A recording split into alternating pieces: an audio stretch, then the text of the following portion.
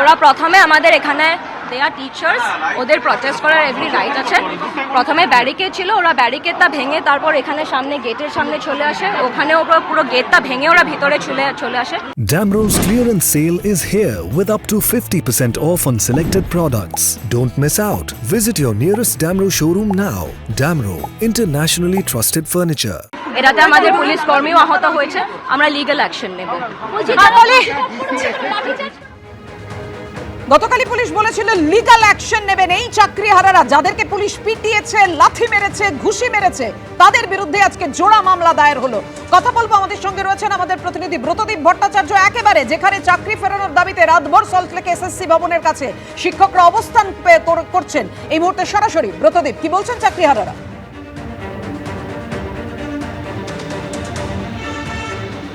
দেখো, গতকাল পুলিশে যেভাবে তাদের লাঠিপেটা করেছে সেই নিয়ে কিন্তু একাধিকবার তারা সমালোচনা করেছেন এবং আগামী দিনেও এই নিয়ে প্রতিবাদ জারি থাকবে বলে জানিয়েছেন। আমি এই মুহূর্তে সেই চাকরিহারা শিক্ষকদের সঙ্গে কথা বলে নেব। সংগ্রামী যৌথ মঞ্চের সদস্য তারা আছেন।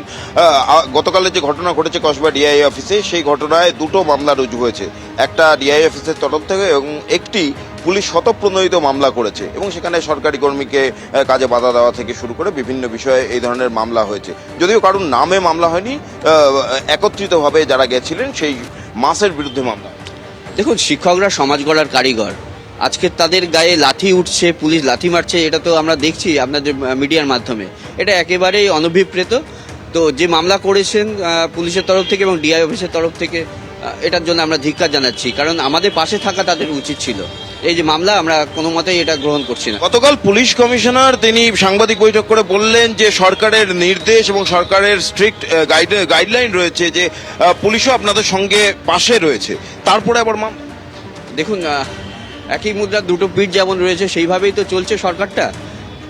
একবারে আমাদের দেখাচ্ছে আমাদের পাশে রয়েছেন, কিন্তু আলটিমেটলি দেখা যাচ্ছে আমাদের উপরে অত্যাচারে চাবুক চালানো হচ্ছে। আমরা এসএসসি অফিসে রয়েছি এখানে গতকাল সকাল থেকে, আজকে গতকাল রাতেও আমরা এখানে ছিলাম, তারপরেও আমাদের এখানে বসতে দেওয়া হয়নি, আমাদেরকে সরিয়ে দেওয়া হয়েছে। বিভিন্ন কেসের ডায়েরি নাম্বার দিয়ে অনেক কিছু বলার পরে আমরা এখানে চলে এসেছি। আমরা সাইডে বসে আছি, পরবর্তী কর্মসূচি আমরা আর কিছুক্ষণের মধ্যে ঘোষণা করব। পুলিশের কাজ করছে, কিন্তু তাদেরকেও বলবো যে এই আপনার ছেলে, আপনার সন্তান, তাদেরও পরিবারের যারা শিক্ষা পাচ্ছেন, এই শিক্ষকরাই তাদের শিক্ষা দিচ্ছেন। দয়া করে এইভাবে লাথি, চর, কিল মমতা ব্যানার্জির আদর্শে আদর্শিত হবেন না, এটুকুই বলবো।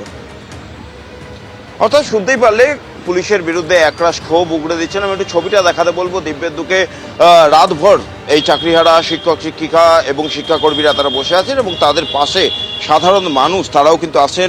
এই মুহূর্তে দেখতেই পাচ্ছ কলকাতার একটি স্কুলের একজন শিক্ষিকা, তিনি পাশে থাকার বার্তা নিয়ে এসছেন, জল নিয়ে এসছেন, যেহেতু রাতভর তারা এখানে খোলা আকাশের নিচে থাকছেন এবং এইভাবেই বহু মানুষ, স্থানীয় বাসিন্দা তারাও আসছেন এই চাকরিহারা শিক্ষক শিক্ষিকা তাদের পাশে থাকার বার্তা নিয়ে। আজকে মহামিছিলের ডাক দিয়েছেন তারা, দুপুর 12টা থেকে শিয়ালদা স্টেশন থেকে তারা সেই মহামিছিল বের করবেন এবং তাছাড়াও আরও একাধিক কর্মসূচি রয়েছে। সেই কর্মসূচিগুলো তারা কিছুক্ষণের মধ্যেই ঘোষণা করবে। এখানে যিনি শিক্ষিকা রয়েছেন তার সঙ্গে একটু কথা বলবো। দিদি, আপনি কি শুধুমাত্র পাশে থাকার জন্যই এসেছেন? আমি পাশে থাকার জন্যই এসেছি।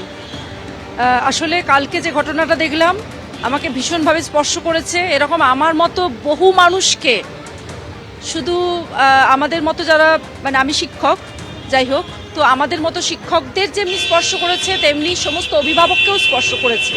সবাই দৌড়ে আসতে পারছেন না হয়তো, সবাইকে স্পর্শ করেছে। ভীষণ খারাপ লেগেছে যে মাস্টারমশাইরা দিনের পর দিন পড়াশুনো করে নিজেদেরকে যোগ্য তৈরি করে আজকে এই জায়গায় নিয়ে এসেছেন। তারা হিউম্যান রিসোর্স, মানব সম্পদ।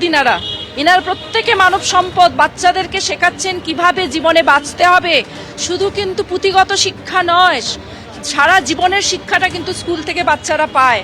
এই যে টিচাররা এখানে বসে রয়েছেন, যাদের জীবন এখন অনিশ্চয়তার মধ্যে পড়ে গেছে, সংসার অনিশ্চয়তার মধ্যে পড়ে গেছে, সেই সব শিক্ষকদের জন্য বাচ্চাগুলো এখন বসে রয়েছে, ওরা ক্লাস করতে পারছে না। প্রচুর স্কুল এখন ফাঁকা পড়ে রয়েছে। আপনার স্কুলেও এই প্যানেলের কোনো ব্যাপার নেই, হয়নি, ঠিক কথাই। কিন্তু অন্যান্য স্কুলগুলোতে তো প্রচুর স্কুলে রয়েছে। আমরা কিন্তু সমব্যথী।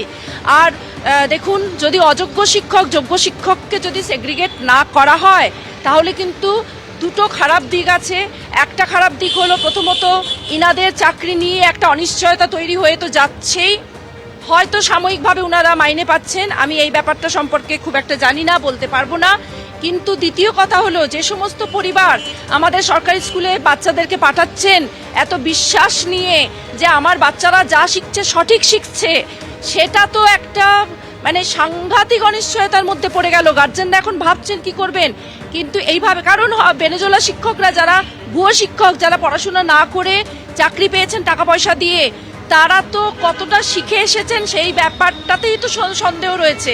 তো তারা কিভাবে শেখাবেন? তো সেই শিক্ষা থেকে আমাদের একেবারে বাচ্চারা কি ব্রতদীপ, শিখবে? অনিশ্চয়তার মেঘ এই চাকরিহারাদের যেমন রয়েছে, সেই সঙ্গে স্কুলগুলোতে বাচ্চাদের, অভিভাবকদের মধ্যে, কারণ শিক্ষক নেই, শিক্ষিকা নেই, তারা বসে রয়েছেন রাস্তায়, তারা চাকরিহারা।